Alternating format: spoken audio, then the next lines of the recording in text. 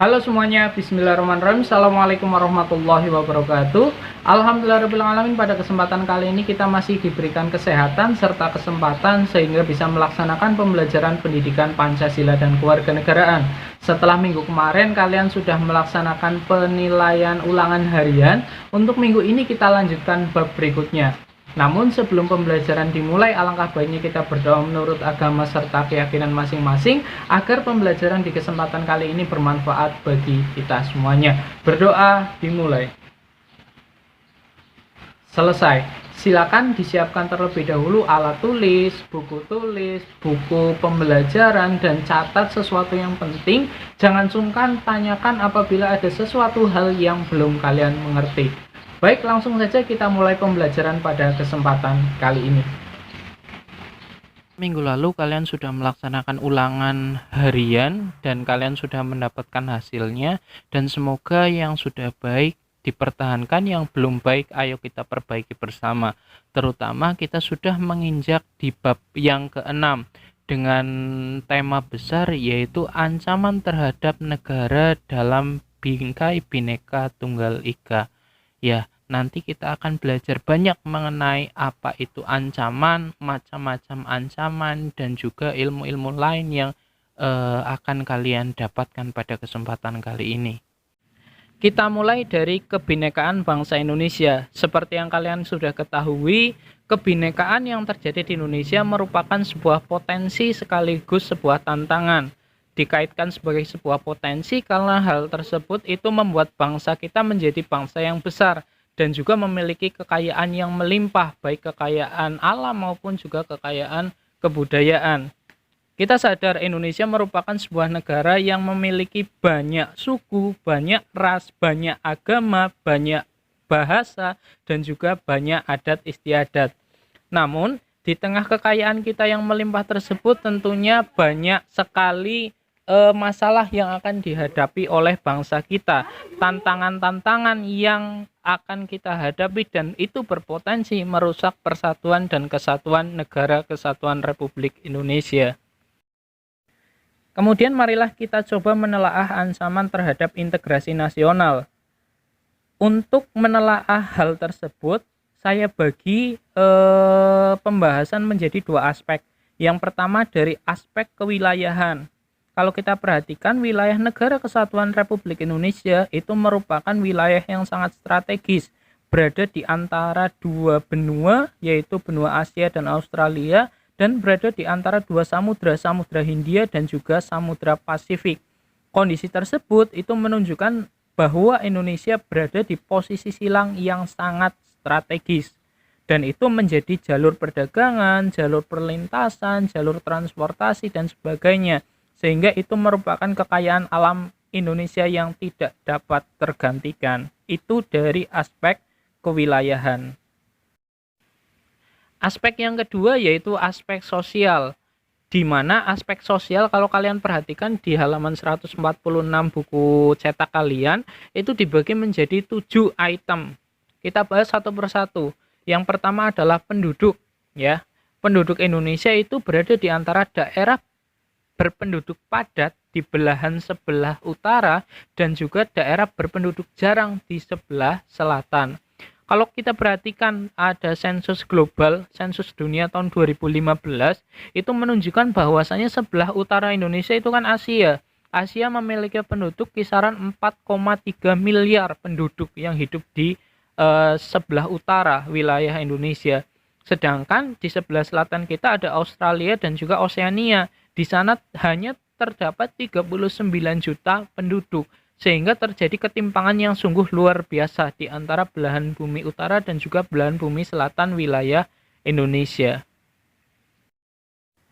Yang kedua dan yang ketiga mungkin saya gabung saja karena ini hampir-hampir mirip, yaitu ideologi dan juga demokrasi, di mana di sebelah utara dari wilayah negara kesatuan Republik Indonesia itu kebanyakan memiliki ideologi komunisme dan juga demokrasinya adalah demokrasi kerakyatan.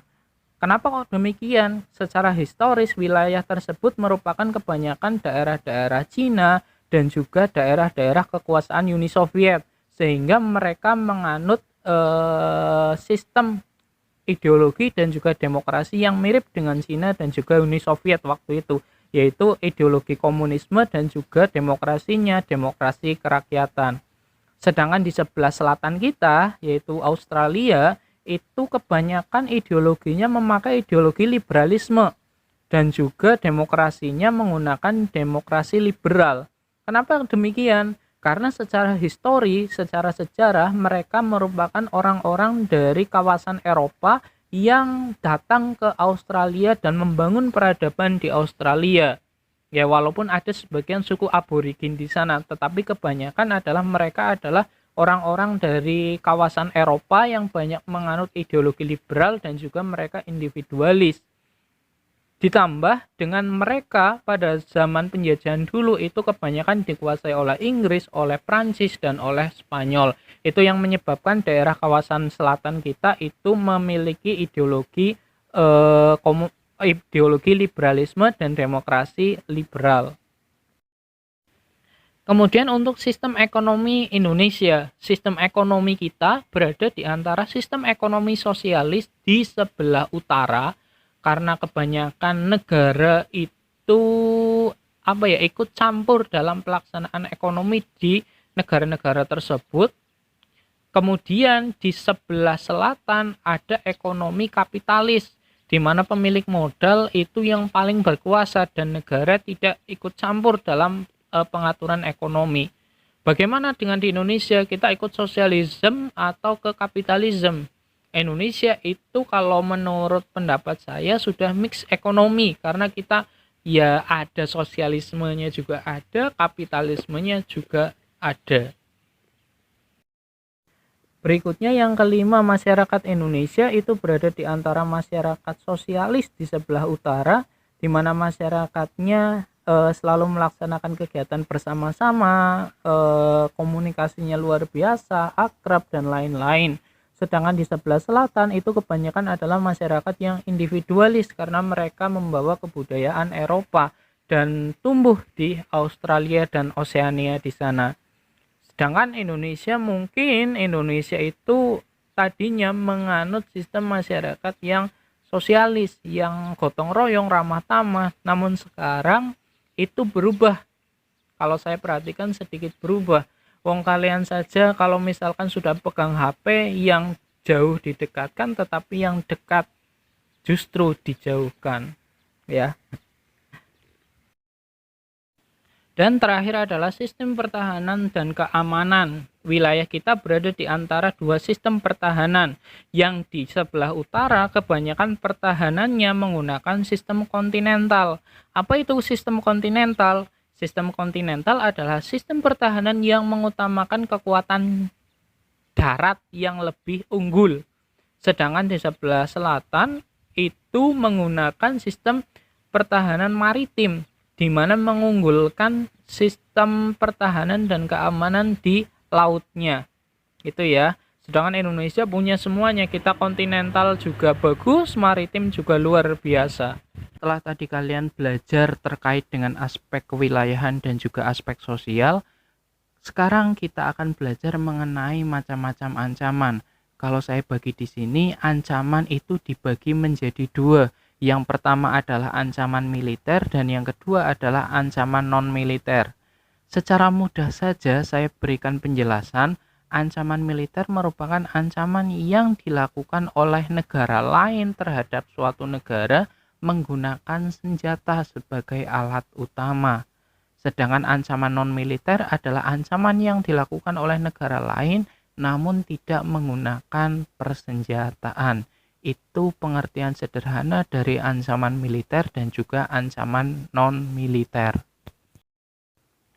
Nah, kita akan bahas terlebih dahulu mengenai ancaman militer. Untuk ancaman non-militer akan kita bahas pada pertemuan yang akan datang. Pertama ada bentuk-bentuk ancaman militer. Macam-macamnya ya yang nanti akan saya jelaskan di sini. Yang pertama adalah agresi militer. Agresi militer merupakan suatu tindakan perusakan atau penyerangan suatu wilayah atau tempat yang biasanya bertujuan untuk merebut kedaulatan dan juga kesejahteraan sebuah negara.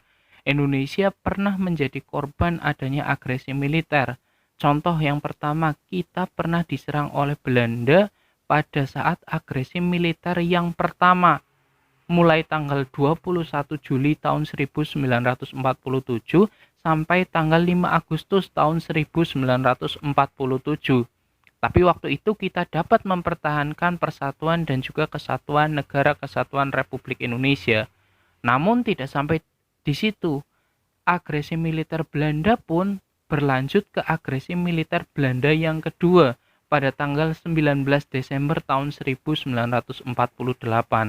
Namun waktu itu pun kita berhasil mengusir penjajah kembali dengan perang gerilya yang dilaksanakan oleh Jenderal Besar Sudirman.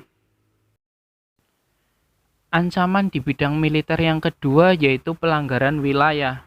Seperti yang kalian ketahui, Indonesia memiliki ribuan pulau dan itu merupakan kekayaan kita yang harus dan wajib untuk dijaga. Namun tidak dipungkiri bahwasanya Indonesia itu pernah kehilangan pulau atau pulau kita diklaim oleh negara lain. Contohlah yang sedang hangat diperbincangkan akhir-akhir ini atau kemarin-kemarin, yaitu Kepulauan Natuna, yang padahal itu merupakan wilayah NKRI namun pernah diakui oleh Malaysia, pernah diakui oleh Cina, pernah diakui oleh Vietnam dan lain-lain.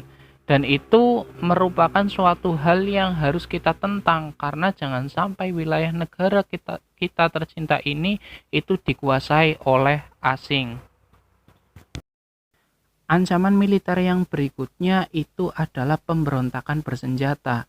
Untuk masalah ancaman sebetulnya tidak datang hanya dari luar saja atau dari negara lain saja. Dari negara kita pun banyak sekali masyarakat yang menginginkan negara Indonesia itu terpecah belah. Dan banyak sekali pemberontakan bersenjata yang waktu itu dapat memecah belah persatuan dan kesatuan negara kita. Contohlah yang pertama yaitu pemberontakan yang terkenal sekali, yaitu G30 SPKI. Ya, itu yang pertama. Gambarnya di atas sudah jelas ada pahlawan-pahlawan revolusi. Kemudian selain ada G30 SPKI juga ada yang namanya DITII. Itu ingin merubah negara Indonesia yang bentuknya kesatuan, ingin dirubah menjadi negara Islam. Kemudian selain itu juga ada PRRI, ada Permesta, ada Andi Aziz, ada pemberontakan PKI Madiun, dan juga yang sekarang ini sedang hangat diperbincangkan yaitu ada ISIS, Islamic State, Suriah and Iraq and Suriah, dan itu sudah merekrut dari masyarakat Indonesia, dan gerakan ini dikhawatirkan akan memecah belah dan juga mengancam persatuan negara Indonesia. Dan dua yang terakhir ada sabotase dan juga spionase. Sabotase itu apa sih? Sabotase merupakan tindakan perusakan yang dilakukan secara terencana, disengaja dan tersembunyi terhadap peralatan, personil, dan juga aktivitas dari bidang sasaran yang ingin dihancurkan, yang berada di tengah-tengah masyarakat. Yaitu banyak sekali sabotase. Contohnya sabotase yang terkenal sekali yaitu adanya kalau di Amerika itu pernah ada pesawat menabrak gedung, dan itu merupakan kasus yang sangat-sangat terkenal sekali. Coba ada yang tahu tidak itu kasus apa? Kemudian yang terakhir yaitu spionase. Spionase adalah praktik pengintaian atau memata-matai dan juga mengumpulkan informasi dari satu negara. Untuk penugasan pada kesempatan kali ini, silakan kalian cari di internet atau sumber lain juga boleh, akibat jika ancaman-ancaman militer yang tadi Pak Andi jelaskan tidak dapat ditanggulangi oleh negara kita. Ya, akibatnya itu apa? Silakan ditulis di buku tulis kalian masing-masing. Ya, itu saja materi yang dapat saya sampaikan pada kesempatan kali ini. Semoga bermanfaat bagi kita semuanya, dan mari kita akhiri pembelajaran pada kesempatan kali ini dengan berdoa menurut agama serta keyakinan masing-masing. Berdoa dimulai. Selesai. Jangan lupa untuk penugasan silakan dikirimkan melalui Google Classroom masing-masing kelas. Kemudian jangan lupa tetap gunakan masker, tetap jaga jarak, tetap mencuci tangan ketika menggunakan air mengalir, dan semoga tetap di dalam lindungan Tuhan Yang Maha Esa. Billahi taufiq wal hidayah. Wassalamualaikum warahmatullahi wabarakatuh.